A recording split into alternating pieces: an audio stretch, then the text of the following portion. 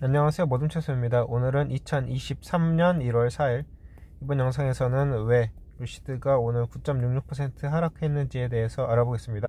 자, 그 전에 들어가기 전에 나스닥이 왜 0.76% 하락했는지에 대해서 알아보면은 테슬라가 지난해 131만 대의 차량을 인도했다고 밝혔고, 이는 전년과 비교해서 40%가량 늘어난 것으로 테슬라가 당초 제시했던 50% 목표치에는 미달했습니다. 이에 테슬라 주가가 하락했고, 또 애플도 약한 수요로 인해 몇몇 납품업체들의 에어팟, 애플워치, 맥북 부품을 생산을 줄이는 것을 통보했다는 소식이 나왔고, 애플 주가도 3.7% 정도 하락했습니다. 이렇게 두 가지가 맞물려서 이 나스닥을 하락시켰다는 건데요.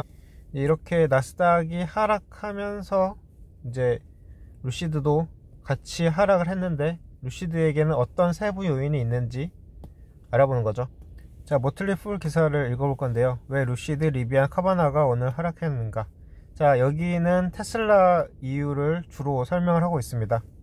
본문을 읽어보겠습니다. 자, 키포인트 첫 번째, 테슬라가 월요일에 2022년 납품 보고를 했고, 분석가들은 공급망 문제와 높은 이자율이 전기차 생산 수준과 수요를 압박하고 있다고 했고, 테슬라에 대한 나쁜 뉴스가 경쟁 회사 리비안, 루시드에도 수요가 없지는 않나, 이제 그런 의미로 받아들여져서 동반 하락했다. 자, 본문 구체적으로 알아보겠습니다. 테슬라 나쁜 뉴스가 경쟁자에게 어떤 의미인가? 테슬라 주가는 2022년 실망적인 납품 보고서를 발표하고 화요일 아침 거의 10% 가까이 떨어졌습니다. 이 충격은 테슬라 주가에만 제한된 게 아닙니다. 자동차 딜러 카바나와 리비안, 루시드도 전부 하락했습니다. 앞서 말씀드린 것처럼 테슬라는 전년 대비 납품이 40%만 성장해서 50% 납품 성장이라는 목표를 달성하지 못했습니다. 분석가들은 이 이유가 코로나 관련 공급망 문제, 중국의 노동 중단, 이런 요인들이 테슬라 수요 악화시켰다는 데 동의를 했는데요. 테슬라는 자체적으로 이 고금리 환경이 이 구매하는 자금 조달 비용을 높여서 이 차량 같은 고가 품목에 대한 수요를 억제했다라고 이야기했다고 합니다. 자, 그렇다면 고금리로 인해서 테슬라 안 샀다면은 이 리비안과 루시드도 수요가 감소할 가능성이 크다는 뜻이죠. 제가 전에 말씀드렸듯이 이 긴축의 시대에는 뭐가 안 팔립니까? 자동차와 주택 같은 고가품이 안 팔립니다. 이런 거는 좀 나중에 사도 되잖아요. 지금 당장 중요한 거는 먹고 입고, 이제 그런 것들이 잘 팔리니까 맥도날드 같은 주식이 좀 오를 수 있겠죠.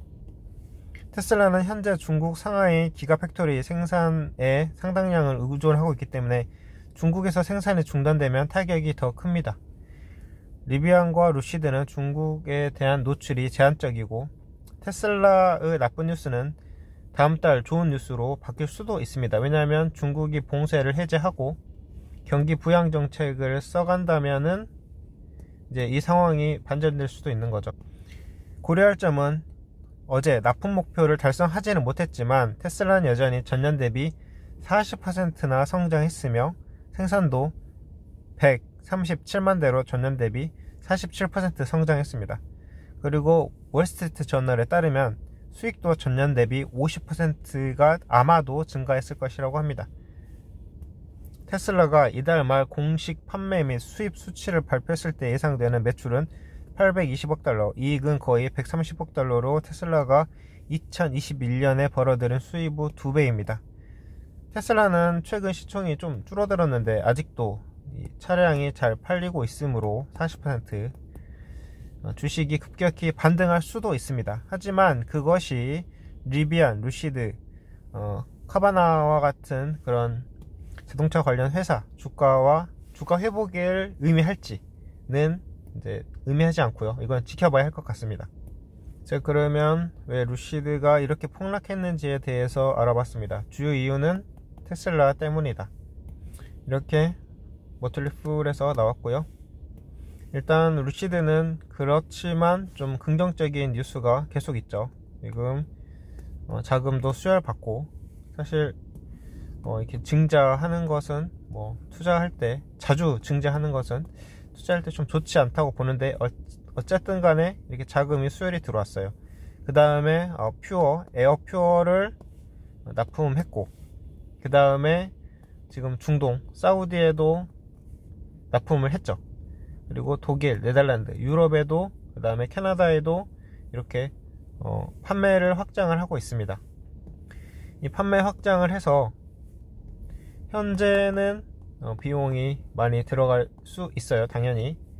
그런데 만약에 이게 성공을 한다면, 그리고 루시드가 생산량을 많이 뽑아내고, 그리고 불량 없이 생산을 할 수 있다면, 소비자가 만족을 한다면 주가가 상승할 수 있을 거라고 봅니다. 당연한 이야기죠. 전에 어떤 영상에서, 제 영상에서 어떤 분이 그래서 루시드 지금 오르는 거냐 떨어지는 거냐 라고 해서, 저는 아직도 더 추가로 떨어지지 않을까, 하락하지 않을까 라고 보고 있습니다. 오늘 뉴스를 보니까 2023년 3분기 정도 되면은 금리 인하가 이루어지지 않을까 했는데, 그거는 예측일 뿐이죠.